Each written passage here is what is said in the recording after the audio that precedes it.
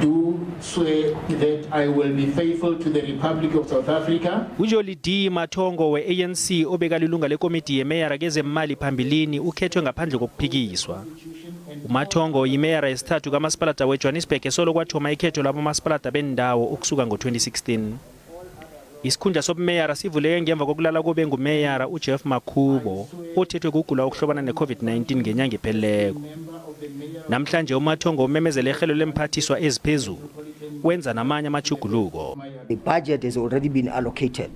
We don't have the opportunity to bring in new programs because that will also require consultation processes with community. So that process is concluded. So we're proceeding with the plans that have been approved. Amajuguluko amatsha afaka hlangana ukukhethwa kwesiphathiswa sezemali kumasipalata nokuthuthukiswa kwezomnotho uMatsiriso Mfiko. Umfiko ubuyele njengelunga eliphezulu kezemali. Kanti uThomas Mfukeng ujamiselele uLawrence Khoza njengelunga lekomidi yezokuthuthukiswa komnotho. Part of what he has raised with me is the need to improve or increase collection of revenue in the city. Given anything, we are part of the collective.